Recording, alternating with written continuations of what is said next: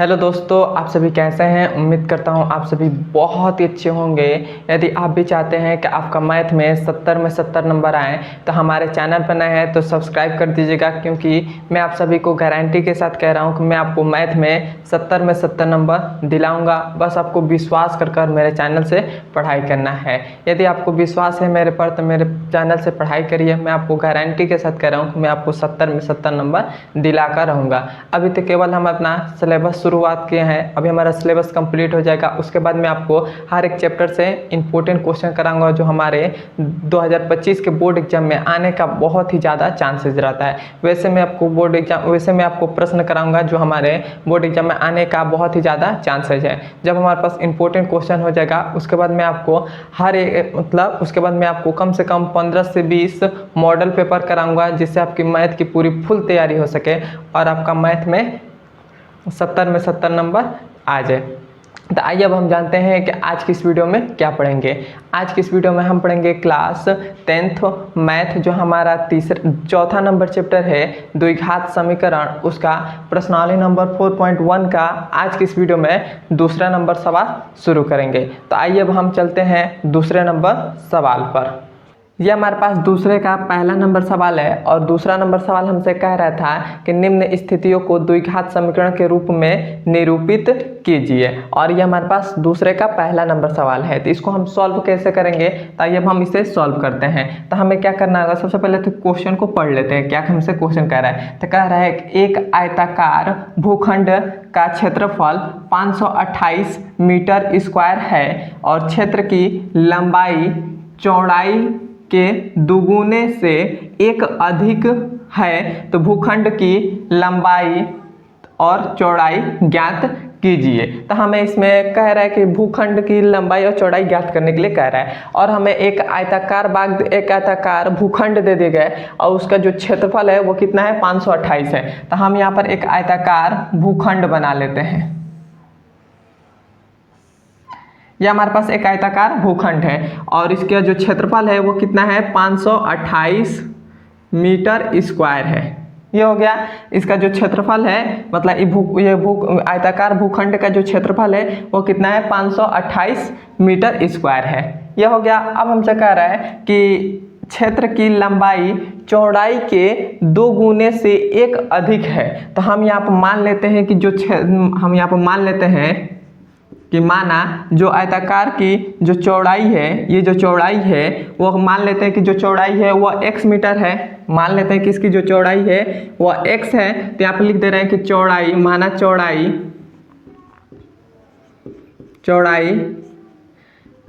x है, चौड़ाई x है। उसके बाद हमसे कह रहा है कि लंबाई चौड़ाई के 2 गुने से 1 अधिक है। तो मतलब लंबाई हमारे पास, चौड़ाई जो हमारे पास x है तो लंबाई हमारे पास क्या हो जाएगा, लंबाई हमारे पास हो जाएगा, कह रहा है कि लंबाई चौड़ाई, तो लंबाई चौड़ाई हमारे पास ये है, तो चौड़ाई हमारे पास क्या है, x है। x से 2 गुने से 1 अधिक है। मतलब जो चौड़ाई है, जो हमारे पास लंबाई है वह चौड़ाई से 2 गुने से 1 अधिक है। जो लंबाई हमारे पास लंबाई है तो ये चौड़ाई हमारे पास x है, तो इस x से 2 गुने से 1 अधिक है, तो 2 गुने से 1 अधिक है। तो यह हमने लिख दिया। तो यह हमारे पास चौड़ाई हो गया x और इसकी जो लंबाई होगी वो कितना हो जाएगी, 2x + 1 हो जाएगी। यहाँ पर सॉरी हमने 2 लिख दिया, 1 हमें यहाँ पर लिख रहा था क्योंकि 1 अधिक है तो 1 हमने लिख दिया। तो यह हमारे पास इसकी लंबाई हो गई। क्लियर है यहाँ तक। अब देखिए, अब हम इस क्वेश्चन में हमें कह रहा है कि भूखंड की लंबाई तथा चौड़ाई ज्ञात कीजिए। तो हम इसको सॉल्व कैसे करेंगे, तो हमसे कह रहा है कि आयताकार भूखंड का क्षेत्रफल 528 मीटर दे दे। तो आयताकार भूखंड का क्षेत्रफल बराबर क्या होता है, जैसे यहाँ पर हम लिख देते हैं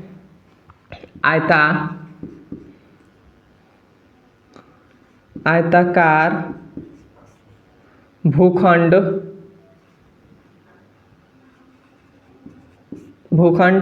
का क्षेत्रफल कितना हमें दे दिया गया है 528 और हमारे पास आयताकार भूखंड का क्षेत्रफल बराबर क्या होता है, वो होता है लंबाई गुणे चौड़ाई होता है, लंबाई गुणे चौड़ाई, और ये हमारे पास कितना है 528, तो 528 हो गया। लंबाई हमारे पास क्या है, तो लंबाई हमारे पास है 2x प्लस में 1, तो 1 हो गया इंटू, और हमारे पास चौड़ाई कितना है, तो x है तो x हो गया, और इधर हमारे पास क्या हो जाएगा 528 हो जाएगा। तो इसमें गुणा करेंगे तो हमारे पास क्या हो जाएगा 2x², इसमें इसका गुणा करेंगे तो ये हो जाएगा x इक्वल टू 528। अब हम क्या करेंगे, इस 528 को इक्वल टू के इधर भेज देंगे, तब हमारे पास क्या आ जाएगा, तो यह आ जाएगा 2x² प्लस में x और माइनस में 528 इक्वल टू में क्या बचेगा 0। तो ये इसको हमने 528 को इक्वल टू के इधर भेज दिया, तो इधर प्लस में था तो इधर क्या हो जाएगा माइनस में हो जाएगा, तो वही हमारे पास माइनस में आ गया। अब ये जो हमारे पास आया, ये हमारे पास द्विघात समीकरण मिल गया, तो हमें द्विघात समीकरण मिल गया और ये हमारा आंसर हो जाएगा। क्योंकि हमें इसमें दूसरे नंबर सवाल में हमसे पहले ही कह दिया था कि निम्न स्थितियों को द्विघात समीकरण के रूप में निरूपित कीजिए, तो हमने द्विघात समीकरण के रूप में इसको व्यक्त कर दिया और यही हमारा आंसर हो जाएगा। क्लियर है यहाँ तक? अब हम चलते हैं इसके दूसरे नंबर सवाल पर। यह हमारे पास दूसरा नंबर सवाल है। यह हमसे कह रहा है दो क्रमागत धनात्मक पूर्णांकों का गुणनफल 306 है, तो हमें पूर्णांकों को ज्ञात कीजिए। हमसे इसमें कह रहा है कि दो धनात्मक पूर्णांक, तो सबसे पहले दो धनात्मक पूर्णांक क्या होता है। जैसे मैं मान लूँ कि पहली जो धनात्मक पूर्णांक है वो क्या है, x है, तो जो दूसरी धनात्मक पूर्णांक होगी वह x+1 हो जाएंगी। क्या हो जाएंगी, x+1 हो जाएंगी। कोई भी हमें कहे कि मान लीजिए कि धनात्मक पूर्णांक, मान लीजिए कि पहला धनात्मक पूर्णांक x है, या जैसे x है तो दूसरी जो धनात्मक पूर्णांक होगी वह x+1 होगी। मतलब धनात्मक पूर्णांक का मतलब होता है कि एक एक का अंतर। जैसे मैं मान लेता हूँ कि पहली जो हमारे पास धनात्मक पूर्णांक है वो 5 है, तो इसकी जो दूसरी धनात्मक पूर्णांक होगी वो हो जाएंगी 5+1 हो जाएंगी। मतलब उसमें एक एक का ऐड होते जाता है, एक एक अधिक बढ़ता जाता है, मतलब एक एक का अंतर होता है, एक एक हमारे पास उसमें ऐड हो जाएंगे, तो हमारे पास धनात्मक पूर्णांक मतलब क्रमागत धनात्मक पूर्णांक होंगे। तो हमारे पास क्रमागत धनात्मक पूर्णांक यदि x है, 5 है, तो इसका अगला वाला धनात्मक जो पूर्णांक होगा वो 5+1 हो जाएगा। तो उसी प्रकार हमसे कह रहा है कि दो धनात्मक पूर्णांक, तो यहाँ पर हम लिख लेते हैं कि माना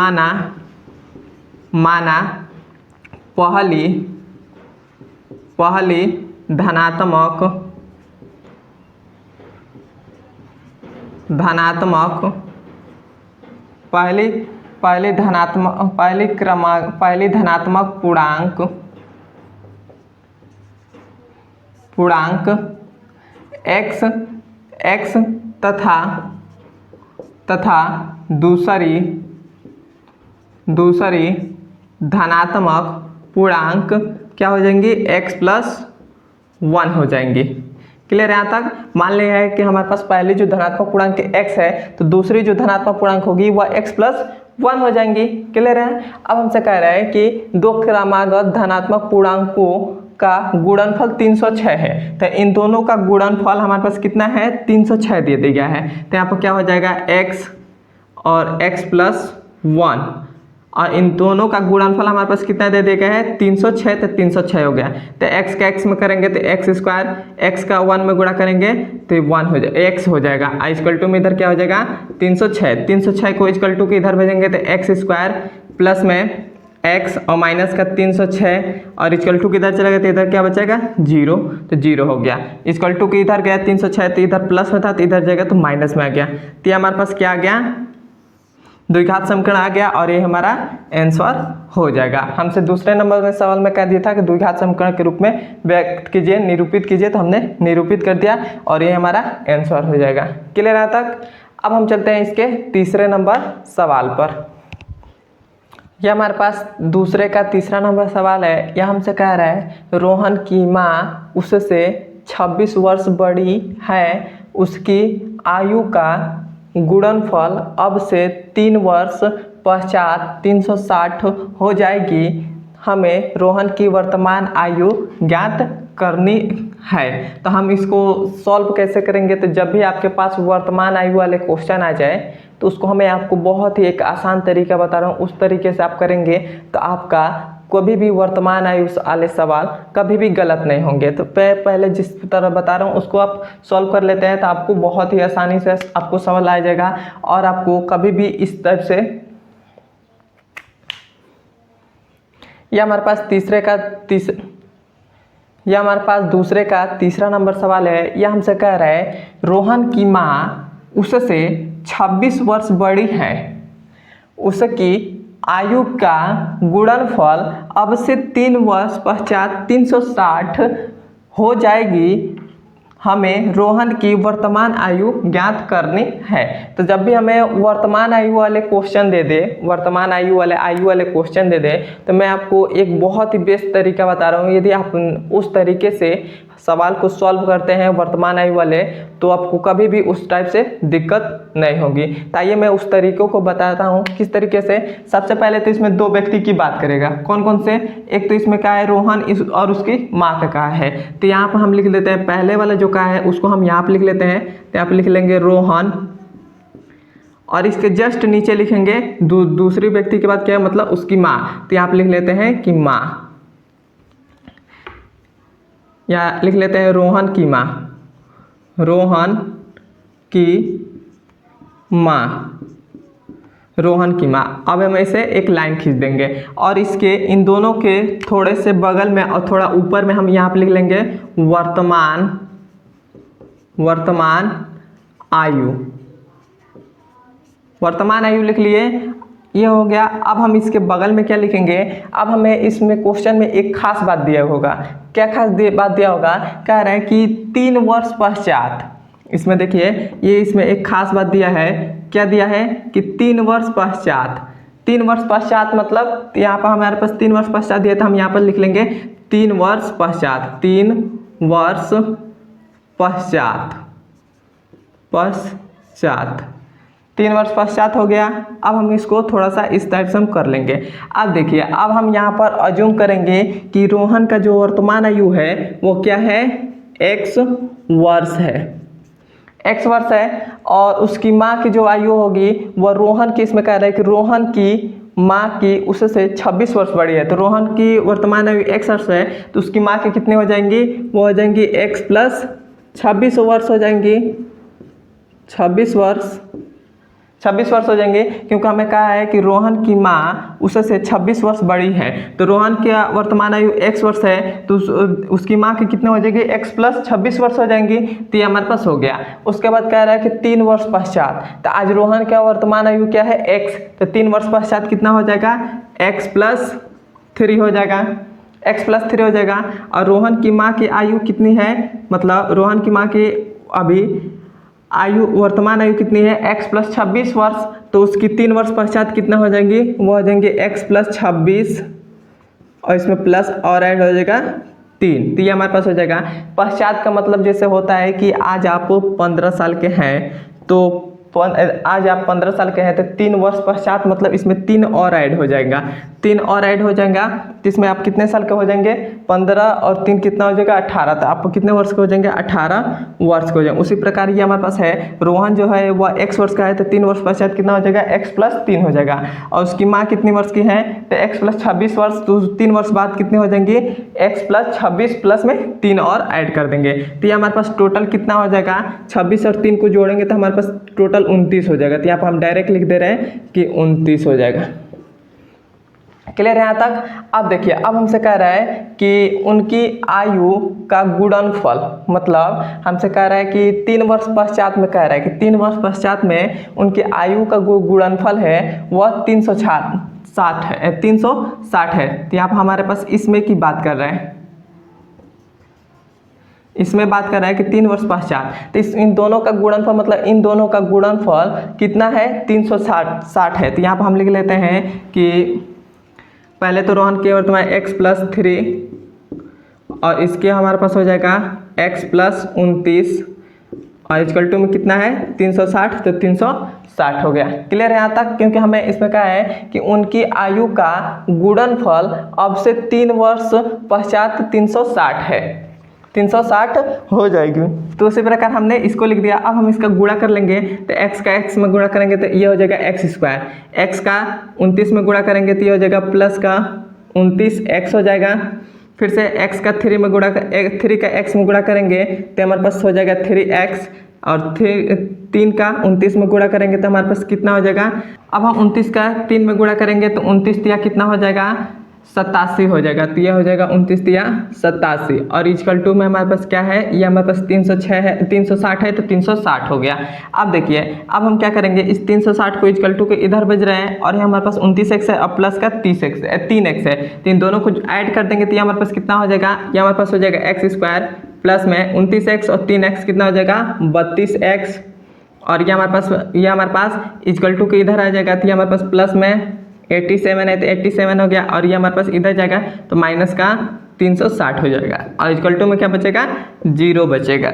अब हम इसमें 360 में से इसको घटा दे रहे हैं तो हमारे पास क्या आ जाएगा, ये हमारे पास आ जाएगा एक्स स्क्वायर प्लस में 32x, और इसमें से हम घटाएंगे तो ये हमारे पास 10 में से 7 जाएगा तो बचेगा 3 बचेगा, और यहाँ पर हमारे पास हो गया 15, तो 15 में से हम 8 को घटा देंगे तो यह हमारे पास बचेगा, 15 में से 8 घटा दिए तो हमारे पास बचेगा 4 3 7 बचेगा, तो ये हो गया 7 और 2 बचेगा, तो मतलब हमारे पास 273 आ गया, और इक्वल टू में क्या है 0 है तो 0 हो गया। अब ये जो हमारे पास आया यही हमारा आंसर हो जाएगा।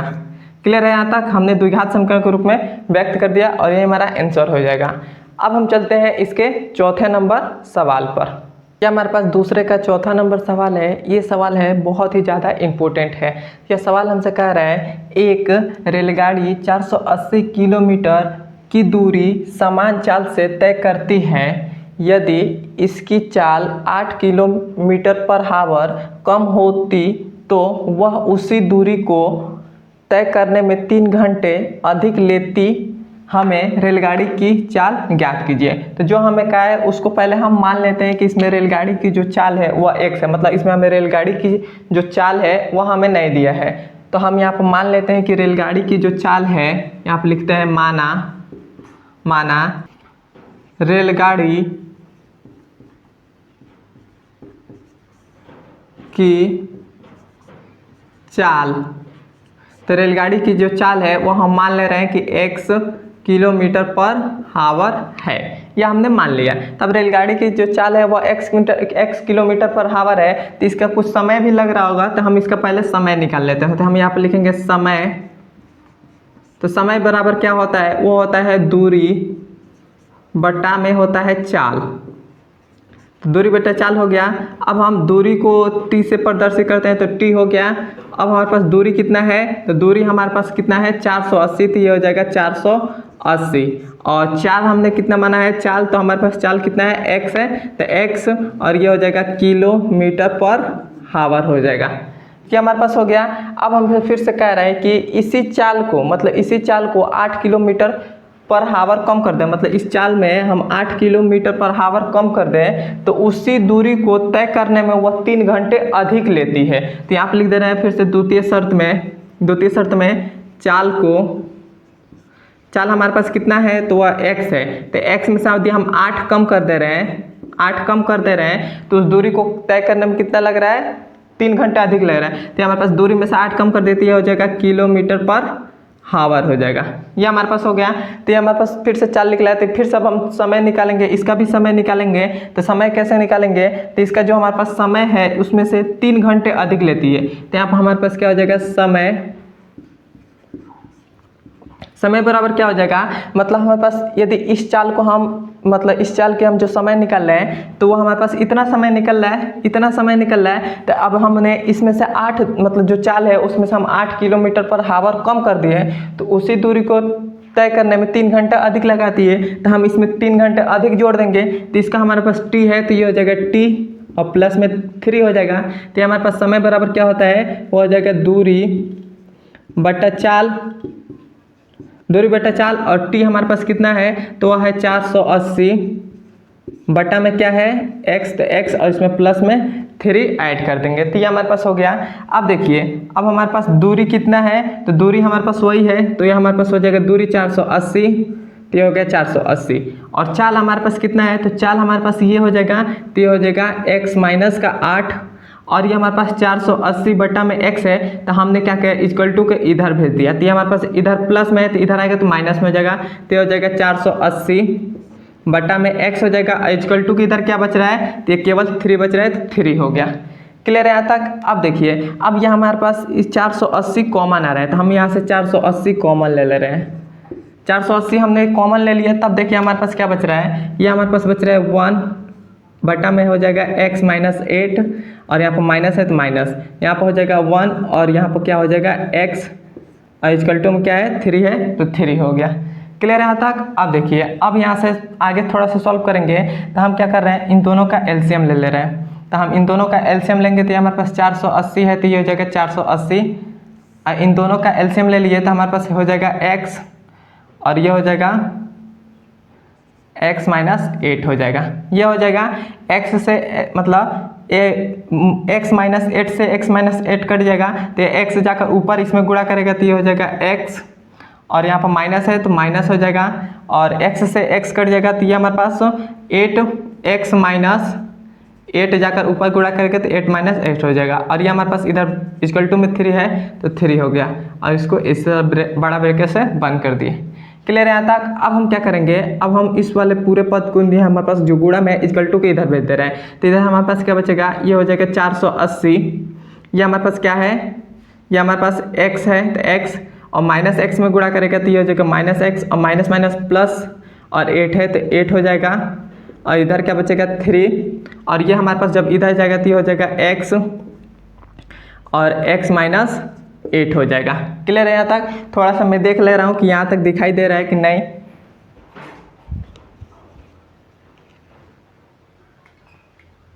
अब आपको दिखाई दे रहा होगा, अब आपको दिखाई दे रहा है, यहाँ तक हो गया। अब देखिए क्या करेंगे, अब हम इस 3 को इक्वल टू के इधर भेज देंगे, तो इधर हमारे पास गुणा में है तो इधर आएगा तो क्या हो जाएगा, भाग में हो जाएगा, तो ये हमारे पास हो जाएगा 480, और इधर हो जाएगा x माइनस का x प्लस 8, और बटा में क्या हो जाएगा 3। इसको काटेंगे तो ये हमारे पास कितना बार में कट जाएगा, ये हमारे पास 160 बार में कटेगा, क्योंकि 16 या 48 होता है, तो ये हमारे पास 160 हो गया, और इक्वल टू में क्या बच रहा है x, अब ब्रैकेट में x माइनस 8, तो इसको हम गुणा कर देंगे तो ये हो जाएगा x स्क्वायर, और ये हमारे पास माइनस का हो जाएगा, x के 8 में गुणा करेंगे तो 8x हो जाएगा, 8x हो गया। अब देखिए, अब हमारे पास क्या हो जाएगा, यहाँ पर प्लस का x है, यहाँ पर माइनस का x है, तो plus x minus x cut जाएगा। अब हम इस 8 का इसमें गुणा कर देंगे तो 8 शून्य कितना हो जाएगा 0, और 8 का 6 में गुणा करेंगे तो 8 छक्के 48, 48 का 8 हो जाएगा 4 हासिल, 8 एकाना 8 और 4 कितना होता है 12, तो ये हो गया 12 इक्वल टू, यहाँ हमारे पास कितना है x स्क्वायर माइनस का 8x, तो 8x हो गया।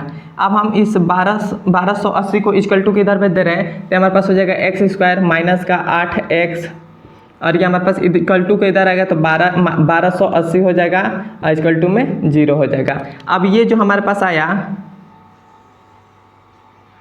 यही हमारा द्विघात समीकरण हो जाएगा, और यही हमारा आंसर हो जाएगा। क्लियर है यहाँ तक आपको समझ में आ गया है तो कमेंट में मुझे बता दीजिए, और हमारे चैनल पर नए हैं तो सब्सक्राइब कर दीजिएगा, और अभी तक ने हमारे इंस्टाग्राम को अपने फॉलो नहीं किया तो फॉलो कर लीजिए, क्योंकि आप सभी के लिए हम वहाँ पर मोटिवेशनल वीडियो छोड़ते हैं जिससे आपको मोटिवेट रहें। अब हम मिलते हैं इसके अगले नंबर वीडियो में। धन्यवाद।